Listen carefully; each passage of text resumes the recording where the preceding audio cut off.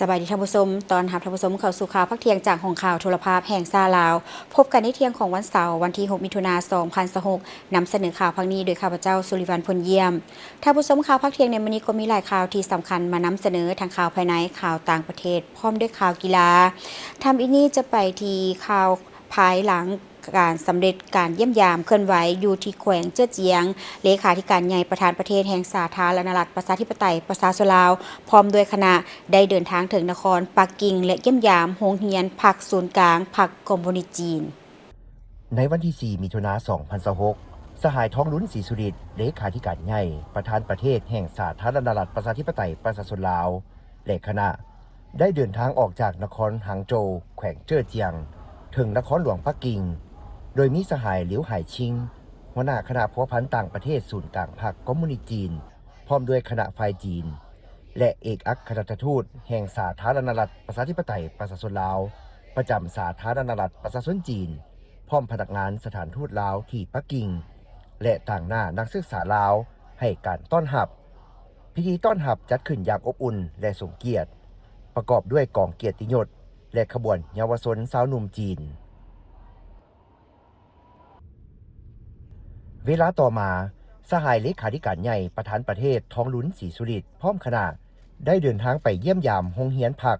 ศูนย์กลางพรรคคอมมิวนิสต์จีนหรือสถาบันการปกครองแห่งชาติจีนโดยโรงเรียนดังกล่าวแม่นสถาบันการศึกษาขั้นสูงสุดเป็นครั้งความคิดปัญญาที่สำคัญที่สุดของพรรคและรัฐบาลจีนสหายเสี่ยชุนเทากรรมการศูนย์กลางพรรคห้องหัวหน้าโรงเรียนพรรคศูนย์กลางพร้อมด้วยคณะพรรคคณะนำโรงเรียนได้ให้การต้อนรับและรายงานสภาพรวมของโรงเรียนพรรคศูนย์กลางให้ทราบโดยเฉพาะพระบทบาทสำคัญของโรงเรียนในการบำรุงสร้างพนักงานนำพาคุ้มครองระดับสูงและกลางของพรรครัฐบาลกองทัพจีนและสภาพการพัวพันร่วมมือแลกเปลี่ยนบทเรียนกับต่างประเทศอย่างกว้างขวางรวมทั้งการต้อนรับคณะผู้แทนจากพรรคปฏิวัติและพรรคกำอำนาจจากทั่วโลกมาเยี่ยมยามและถอดถอนบทเรียนเกี่ยวกับการพัฒนาและการปกครองประเทศอยู่โรงเรียนแห่งนี้รวมทั้งการร่วมมือกับพรรครัฐบาลลาวโอกาสนี้สหายเลขาธิการใหญ่ประธานประเทศทองลุ้นศรีสุริตได้พบปะกับบรรดาอาจารย์ศาสตราจารย์และคณะรับผิดชอบของโรงเรียนพรรคศูนย์กลางที่เคยได้ขึ้นห้องเรียนในระยะมาบำรุงอยู่โรงเรียนพรรคแห่งนี้พร้อมทั้งรับฟังการรายงานสภาพการเรียนจากผู้ต่างหน้าคณะพนักงานลาว39สหายที่มายกระดับอยู่โรงเรียนพรรคศูนย์กลางพรรคคอมมิวนิสต์จีนระบบ4เดือนในโอกาสนี้สหายเลขาธิการใหญ่ประธานประเทศทองลุ้นศรีสุริตได้ตีราคาสูงต่อพระบทบาทและการจัดตั้งปฏิบัติเรียกงานรอบด้านของโรงเรียนพรรคศูนย์กลางที่เป็นศูนย์กลางการค้นคว้าทฤษฎีมาร์กเลนินแนวคิดสีจิ้นผิงและเป็นครั้งปัญญาให้แก่ศูนย์กลางพรรคคอมมิวนิสต์จีน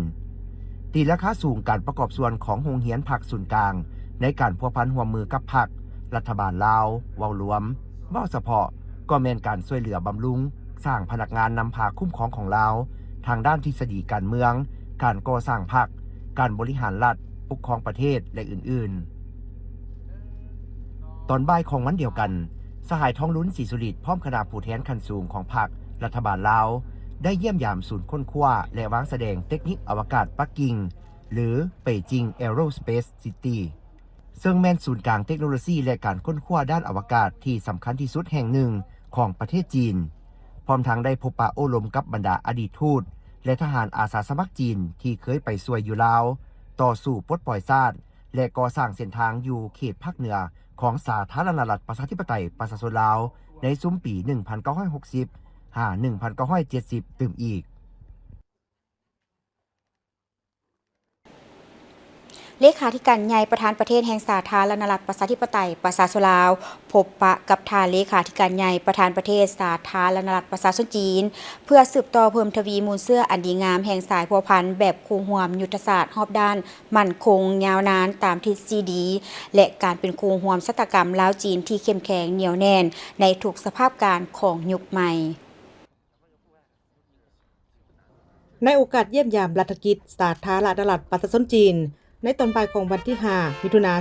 2026 สหายท้องลุ้นศรีสุริตเลขาธิการใหญ่คณะบริหารงานศูนย์กลางพรรคประชาชนปฏิวัติลาว ประธานประเทศแห่งสาธารณรัฐประชาธิปไตยปัตตานีลาวได้เข้าร่วมพิธีต้อนรับอย่างเป็นทางการจัดขึ้นในระดับสูงสุดและสมเกียรติที่หอสภาปัตตานีจีนโดยมีการนำขันสูงของทั้งสองพรรคสองรัฐเข้าร่วมภายหลังพิธีต้อนรับอย่างเป็นทางการสหายทองลุ้นศรีสุริตได้พบปะกับสหายสีจิ้นผิงเลขาธิการใหญ่ประธานประเทศสาธารณรัฐประชาชนจีนในการพบปะสหายทองลุ้นศรีสุริตได้แสดงความขอบใจต่อกับการเสื้อเซินและการต้อนรับอนุอุ่นสนิทสนมของสหายสีจิ้นผิงบรรดาการนำขันสูงของพรรครัฐจีนทั้งศูนย์กลางและแขวงเจ้าเจียงที่คณะได้ไปเยี่ยมยามซึ่งแสดงให้เห็นถึงมูลเสื้ออันดีงามแห่งสายพัวพันธ์แบบคู่ร่วมยุทธศาสตร์รอบด้านมั่นคงยาวนานตามทิศซีดีและการเป็นคู่ร่วมศตกรรมล้าวจีนที่เข้มแข็งเหนียวแน่นในทุกสภาพการของยุคใหม่แสดงความสมเสยและตีราคาสูงต่อผลสำเร็จในการจัดตั้งพันขยายมติกองประชุมใหญ่ครั้งที่20โดยเฉพาะผลสำเร็จของกองประชุมครบคณะครั้งที่4สมัยที่20ของพรรคคอมมิวนิสต์จีนสมเสยผลสำเร็จกองประชุมสภาปรึกษาการเมืองทั่วประเทศจีนและสภาผู้แทนประชาชนแห่งชาติจีนและบรรดาผลสำเร็จในด้านต่างๆที่ประชาชนจีนอ้ายน้องญาติมาได้ภายใต้การนำพาของพรรคคอมมิวนิสต์จีนในการสร้างสาพัฒนาประเทศจีนก็คือการหันเป็นทันสมัยตามแนวคิดสีจิ้นผิงว่าด้วยสังคมนิยมที่มีสีสันพิเศษของจีนในยุคสมัยใหม่ซึ่งพรรครัฐลาวถือผลสำเร็จดังกล่าวของสหายจีนเป็นบทเรียนและเป็นกำลังใจในการสืบต่อสร้างสาพัฒนาประเทศชาติสหายทองลุ้นศรีสุริตแสดงความขอบใจต่อกับฝ่ายจีนที่ได้ให้การสนับสนุนช่วยเหลืออันใหญ่หลวงให้แก่ภารกิจต่อสู้เพื่อเอกราชแห่งชาติในเมื่อก่อนก็คือภารกิจสร้างสาพัฒนาประเทศชาติในปัจจุบันของประชาชนจีน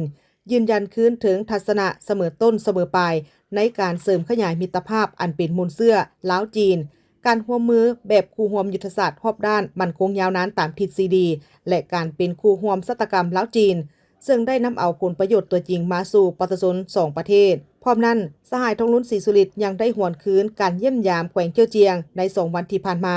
ซึ่งเป็นแขวงที่มีการพัฒนาไว้ในแขนงอุตสาหกรรมใหม่ที่ทันสมัยวัฒนธรรมและธรรมชาติที่กลมเกี่ยวกับสิ่งแวดล้อมทั้งเป็นตัวแบบในทั่วประเทศจีนในการพันขยายแนวคิดสีจิ้นผิงเกี่ยวกับการหันเป็นทันสมัยตามทิศสังคมนิยมที่มีสีสันพิเศษของจีนในยุคสมัยใหม่ซึ่งเป็นบทเรียนอันล้ำค่าให้แก่การสร้างสาพัฒนาสาธารณรัฐประชาธิปไตยปัตตานีลาวในต่อหน้าสหายสีจิ้นผิงได้แสดงความยินดีต้อนรับสหายทองลุ้นศรีสุริตพร้อมด้วยคณะที่เยี่ยมยามรัฐกิจอยู่สาธารณรัฐประชาชนจีนตีราคาสูงต่อกับผลของการพบปะการนำขันสูงของพรรครัฐจีนและการเยี่ยมยามแขวงเจ้าเจียงของสหายทองลุ้นศรีสุริตพร้อมด้วยคณะซึ่งแขวงเจ้าเจียงเป็นแขวงที่สหายสีจิ้นผิงเคยเป็นการนำพาอยู่แขวงดังกล่าวเป็นเวลา5 ปีสหายสีจิ้นผิงได้แลกเปลี่ยนทัศนะเกี่ยวกับสภาพการภาคพื้นและสากลการก่อสร้างสังคมนิยมก็คือบทเรียนของสาธารณรัฐประชาชนจีนในการสร้างสังคมนิยมที่มีสีสันพิเศษของจีนได้เน้นถึงความสำคัญของการนำพาของพรรคในภารกิจก่อสร้างสังคมนิยมของ2ประเทศลาวจีนต้องร่วมมือกันให้แน่นแฟ้นกว่าเก่าทางด้านการเมืองสืบต่อแลกเป็นบทเรียนในด้านทฤษฎีพฤติกรรมในเวียกงานก่อสร้างภาคพนักงานการบริหารรัฐปกครองประเทศเวียกงานศึกษาคนหุ่นนุ่มให้เป็นผู้สืบทอดมิตรภาพลาวจีนต่อไปในการพบปะสองฝ่ายได้มีการแลกเปลี่ยนความคิดเห็นที่เป็นยุทธศาสตร์น้ำกันอย่างรอบด้านด้วยบรรยากาศที่สนิทสนมไว้เนื้อเสื่อใจกงไปกงมาและมีความเป็นเอกภาพสูงต่อทิศทางที่เป็นยุทธศาสตร์ของการร่วมมือ2ฝ่ายในต่อหน้าโดยเฉพาะเป็นการร่วมกันจัดตั้งปฏิบัติแผนแม่บทว่าด้วยการสร้างคู่ร่วมศตกรรมลาวจีนให้มีความเข้มแข็งเหนียวแน่นในทุกสภาพการของยุคใหม่ปฏิบัติบรรดาโครงการร่วมมือสำคัญของ2ฝ่ายให้บรรลุตามคาดหมายที่วางไว้เพื่อนำเอาผลประโยชน์ตัวจริงมาสู่ประชาชน2ชาตินับมือนับหลายขึ้นในโอกาสนี้สหายทองลุ้นศรีสุริตก็ได้เสื้อเซินสหายสีจิ้นผิงเยี่ยมยามสาธารณรัฐประชาธิปไตยปัตตานีลาวส่วนสหายสีจิ้นผิงก็ได้แสดงความขอบใจและตอบรับการเสื้อเซินไปเยี่ยมยามสาธารณรัฐประชาธิปไตยปัตตานีลาวในเวลาที่เหมาะสมภายหลังการพบปะเลขาธิการใหญ่ประธานประเทศ2 พรรค2 รัฐลาวจีนก็ได้ร่วมกันเป็นสักขีพยานในพิธีลงนามเอกสารการร่วมมือ2ฝ่ายจำนวน32ฉบับซึ่งรวมเอาโครงเขตการร่วมมือระหว่างบรรดาองค์การอ้อมข้างศูนย์กลางพรรคของ2 พรรคลาวจีน เศรษฐกิจการค้าการเงินการลงทุนพลังงานกสิกรรมวัฒนธรรมการพัฒนาทรัพยากรมนุษย์และหนังสือมอบหับบรรดาโครงการช่วยเหลือจากสาธารณรัฐประชาชนจีนพร้อมนั้นสองฝ่ายยังได้ออกแถลงการร่วมระหว่างสาธารณรัฐประชาธิปไตยประชาชนลาวและสาธารณรัฐประชาชนจีนว่าด้วยการสร้างคู่ร่วมชะตากรรมลาวจีนที่เข้มแข็งเหนียวแน่นในทุกสภาพการของยุคใหม่ซึ่งถือเป็นมากผลรวมยอดของการเยี่ยมยามรัฐกิจสาธารณรัฐประชาชนจีนในครั้งนี้เลขาธิการใหญ่ประธานประเทศแห่งสาธารณรัฐประชาธิปไตยประชาชนลาวพบปะนายกรัฐมนตรีแห่งสาธารณรัฐประชาชนจีนในระยะดำเนินการเยี่ยมยามรัฐกิจอยู่สาธารณรัฐประชาชนจีนที่นครหลวงปักกิ่งในวันที่ 5 มิถุนายน 2026 ที่นครหลวงปักกิ่งสาธารณรัฐประชาชนจีนสหายทองลุนศรีสุริตเลขาธิการใหญ่คณะบริหารงานศูนย์กลางพรรคประชาชนปฏิวัติลาวประธานประเทศแห่งสาธารณรัฐประชาธิปไตยประชาชนลาวได้พบปะกับสหายลีเสียงกรรมการประจำกรมการเมืองศูนย์กลางพรรคคอมมิวนิสต์จีนนายกรัฐมนตรีแห่งสาธารณรัฐประชาชนจีนพร้อมด้วยคณะโอกาสดังกล่าวสองฝ่ายได้แจ้งสภาพการภายในที่พ้นเด่นของสองประเทศให้กันทราบและได้ตีราคาสูงต่อสายพัวพันมิตรภาพอันเป็นมูลเสื่อและการพัวพันคู่ห่วมยุทธศาสตร์รอบด้านมั่นคงยาวนานตามทฤษฎีและการสร้างคู่ห่วมชะตากรรมลาวจีนจีนลาวเพื่อนำเอาผลประโยชน์ตัวจริงมาสู่ประชาชนสองชาติอย่างแท้จริงพิเศษในปี 2026 นี้เป็นปีที่มีความหมายสำคัญในโอกาสครบรอบ 65 ปีแห่งการสร้างตั้งสายพัวพันการทูตและปีมิตรภาพลาวจีนซึ่งสองฝ่ายได้ร่วมกันเฉลิมฉลองด้วยบรรยากาศคึกคืนและเต็มไปด้วยความหมายความสำคัญทั้งอยู่สาธารณรัฐประชาธิปไตยประชาชนลาวและสาธารณรัฐประชาชนจีนในระดับศูนย์กลางและท้องถิ่นสองฝ่ายได้แสดงความสมเสยที่เห็นว่าการพัวพันหัวมือด้านรัฐเป็นต้นแมนด้านเศรษฐกิจการค้าการลงทุนและด้านอื่นๆระหว่างสองประเทศมีการขยายตัวอย่างต่อเนื่องบรรดาโครงการหัวมือและโครงการช่วยเหลือหลายโครงการได้รับการจัดตั้งปฏิบัติสำเร็จและได้แสดงความสมเสยผลสำเร็จการสร้างสายส่ง500 กิโลโวลต์ลาวจีนที่ได้เปิดนำใช้อย่างเป็นทางการในวันที่20 เมษายน 2026 ผ่านมาซึ่งเป็นโครงการที่นอนอยู่ในแผนแม่บทว่าด้วยการสร้างคู่ร่วมชะตากรรมลาวจีนจีนลาวพร้อมทั้งได้แสดงความสมเสยต่อ2กระทรวงป้องกันความสงบลาวจีนที่ได้ร่วมมือกันในการปราบปรามอาชญากรรมทางไซเบอร์ที่ได้รับการเห็นดีในระยะผ่านมาพร้อมเดียวกันนี้สองฝ่ายได้ปรึกษาหารือและแลกเปลี่ยนความคิดความเห็นนำกันเพื่อเสริมขยายการร่วมมือในต่อหน้าโดยได้เห็นดีจะสืบต่อร่วมมือสุขยุภาคส่วนที่เกี่ยวข้องของสองฝ่ายจัดตั้งผันขยายมากผลของการเยี่ยมยามครั้งนี้ให้ปรากฏผลเป็นจริง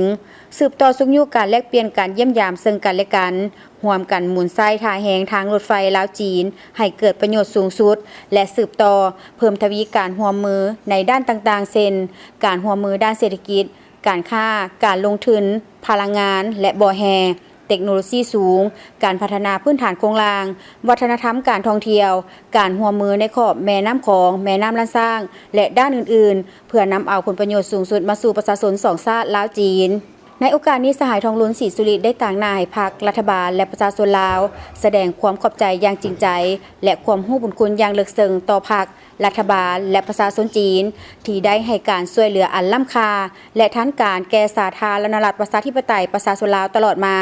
บ่ว่าจะระยะต่อสู้เพื่อญาติเอาความเป็นเอกราชแห่งชาติก็คือในปัจจุบันซึ่งได้ประกอบส่วนอันล้ำค่าเข้าในการปกปักรักษาและพัฒนาสาธารณรัฐประชาธิปไตยประชาชนลาวพร้อมทั้งได้ย้ำคืนว่าพรรคและรัฐบาลสาธารณรัฐประชาธิปไตยประชาชนลาวเวลาใดก็ยึดมั่นทัศนะอันเสมอต้นเสมอปลายของตนในการสนับสนุนหลักการจีนเดียวรวมทั้งสนับสนุนผลประโยชน์อันเป็นแกนกลางของสาธารณรัฐประชาชนจีนทั้งในเวทีภาคพื้นและสากลในขณะเดียวกันสหายหลีเสียงก็ได้แสดงความยินดีต้อนรับอันอบอุ่นและตีราคาสูงต่อการเยี่ยมยามรัฐกิจสาธารณรัฐประชาชนจีนครั้งนี้ของสหายเลขาธิการใหญ่ประธานประเทศทองลุ้นศรีสุริตซึ่งจะเป็นขีดหมายอันสำคัญในการหัดแน่นและเสริมขยายสายพัวพันมิตรภาพอันเป็นมูลเสื่อการพัวพันคู่ร่วมยุทธศาสตร์รอบด้านมั่นคงยาวนานตามทฤษฎีและการสร้างคู่ร่วมชะตากรรมจีนลาวจีน พร้อมทั้งยืนยันว่าจะสืบต่อสุกยูการพัวพันหัวมือระหว่าง2รัฐบาลจีนลาวก็คือสุกยูการจัดตั้งปฏิบัติโครงการหัวมือ2ฝ่ายให้เป็นรูปธรรมและนำผลประโยชน์สูงสุดมาสู่ประชาชน2ชาติจีนลาวลาวจีนให้นับมือนับแน่นแฟ้นและแตกดอกออกผลยิ่งขึ้นเลขาธิการใหญ่ประธานประเทศแห่งสาธารณรัฐประชาธิปไตยประชาชนลาวพบปะประธานสภาผู้แทนประชาชนทั่วประเทศแห่งสาธารณรัฐประชาชนจีนในระยะเดินทางเยี่ยมยามรัฐกิจอยู่สาธารณรัฐประชาชนจีนในวันที่5 มิถุนายน 2026 ที่นครปักกิ่งสาธารณรัฐประชาชนจีนสหายทองลุ้นศรีสุริตเลขาธิการใหญ่คณะบริหารงานศูนย์กลางภาคประชาชนปฏิวัติลาวประธานประเทศแห่งสาธารณรัฐประชาธิปไตยประชาชนลาวได้พบปะกับสหายเจ้าเลอจี้กรรมการประจำกรมการเมืองศูนย์กลางพรรคคอมมิวนิสต์จีนประธานสภาผู้แทนประชาชนทั่วประเทศแห่งสาธารณรัฐประชาชนจีนพร้อมด้วยคณะในโอกาสดังกล่าว2ฝ่ายได้แจ้งสภาพการภายในที่พ้นเด่นของ2ประเทศให้กันทราบและได้แสดงความสมเสยต่อบรรดาผลสำเร็จที่2ฝ่ายญาติมาได้ในระยะผ่านมาพร้อมทั้งได้ตีราคาสูงต่อการพัวพันระหว่าง2ประเทศที่ได้รับการเสริมขยายอย่างต่อเนื่องด้วยคุณภาพสูงมาตรฐานสูงและระดับสูงกว่าเก่าซึ่งได้นำเอาผลประโยชน์ตัวจริงมาสู่ประชาชน2ประเทศพิเศษในปี 2024 ที่ผ่านมา2ฝ่ายได้ลงนามในแม่บทว่าด้วยการสร้างคู่ร่วมชะตากรรมลาวจีนจีนลาวฉบับใหม่อันได้กลายเป็นพื้นฐานอันใหม่ที่นักแน่นและเป็นปัจจัยส่วนหมุนที่สำคัญให้แก่การเสริมขยายสายพัวพันร่วมมือระหว่าง2ประเทศก็คือการสร้างสาพัฒนาเศรษฐกิจสังคมของชาติอย่างแท้จริงเว้ารวมเว้าเฉพาะตีราคาสูงต่อการพัวพันร่วมมือระหว่างสภาแห่งชาติลาวและสภาผู้แทนประชาชนทั่วประเทศจีนในระยะผ่านมาที่ได้รับการพัฒนาและเป็นรูปธรรมยิ่งขึ้นซึ่ง2ฝ่ายได้มีการแลกเปลี่ยนการเยี่ยมยามการไปมาหาสู่กันในทุกระดับนับแต่ขั้นศูนย์กลางจนฮอดท้องถิ่นมีการแลกเปลี่ยนบทเรียนร่วมกันจัดสัมมนาและฝึกอบรมเกี่ยวกับการจัดตั้งปฏิบัติภาระบทบาทขององค์การนิติบัญญัติสืบต่อรักษาการร่วมมือปรึกษาหารือกันอย่างใกล้ชิดและสนับสนุนซึ่งกันและกันในเวทีรัฐสภาภาคพื้นและสากล2ฝ่ายได้แสดงความสมเสยต่อการร่วมมือในแขนงการต่างๆที่สืบต่อขยายตัวในทุกด้านโดยเฉพาะแม่นด้านเศรษฐกิจการค้าการลงทุนและการนำใช้เส้นทางรถไฟลาวจีนให้เกิดประโยชน์สูงสุดและเพิ่มทวีเสื่อมโยงเสื่อมจอดเส้นทางรถไฟลาวจีนกับภาคเหนือพร้อมกันนี้2ฝ่ายได้ปรึกษาหารือในการเสริมขยายการร่วมมือในต่อหน้าโดยได้เห็นดีจะสืบต่อสุขยูแขนงการที่เกี่ยวข้องร่วมกันจัดตั้งพันขยายบรรดาเนื้อนาจิตใจที่เป็นเอกภาพกันของการนำขั้นสูงของ2ประเทศให้แตกดอกออกผลและก้าวขึ้นสู่ระดับใหม่อย่างบ่หยุดยั้งโดยเฉพาะข้อตกลงว่าด้วยการร่วมมือระหว่างสภาแห่งชาติลาวและสภาผู้แทนประชาชนทั่วประเทศจีนสืบต่อเพิ่มทวีการร่วมมือในขงเขตเวียกงานป้องกันชาติป้องกันความสงบเพื่อปกปักรักษาความสงบตามชายแดนต้านการก่ออาชญากรรมข้ามชาติการฉ้อโกงทรัพย์ทางโทรศัพท์การค้าขายยาเสพติดและอาชญากรรมอื่นๆพร้อมทั้งสืบต่อร่วมมือช่วยเหลือและสนับสนุนซึ่งกันและกันในเวทีภาคพื้นและสากลเพื่อภารกิจการรักษาสันติภาพมิตรภาพและการร่วมมือเพื่อการพัฒนาแบบยืนยงในโอกาสนี้สหายทองลุ้นศรีสุริตได้ต่างหน้าให้พรรคสภาแห่งชาติรัฐบาลและประชาชนลาวบัดดาเผาแสดงความขอบใจอย่างจริงใจต่อพรรครัฐบาลสภาผู้แทนประชาชนทั่วประเทศและประชาชนจีนอ้ายน้องที่ได้ให้การช่วยเหลืออย่างหลวงหลายแก่ประชาชนลาวตลอดระยะผ่านมาแสดงความสมเสยต่อผลสำเร็จของประชุมสภาที่ปรึกษาการเมืองและสภาประชาชนทั่วประเทศจีนครั้งที่4สมัยที่14ที่ก็สำเร็จในต้นเดือนมีนาคม 2026 ที่ผ่านมาพร้อมทั้งได้ยืนยันว่าพรรคและรัฐบาลสาธารณรัฐประชาธิปไตยประชาชนลาวเวลาใดก็ยึดมั่นทัศนะอันเสมอต้นเสมอปลายของตนและให้การสนับสนุนหลักการจีนเดียวรวมทั้งสนับสนุนผลประโยชน์อันเป็นแกนกลางของสาธารณรัฐประชาชนจีนทั้งในเวทีภาคพื้นและสากลรวมทั้งให้ความสำคัญและตั้งหน้าเข้าร่วมการจัดตั้งปฏิบัติบรรดาข้อริเริ่มต่างๆของฝ่ายจีน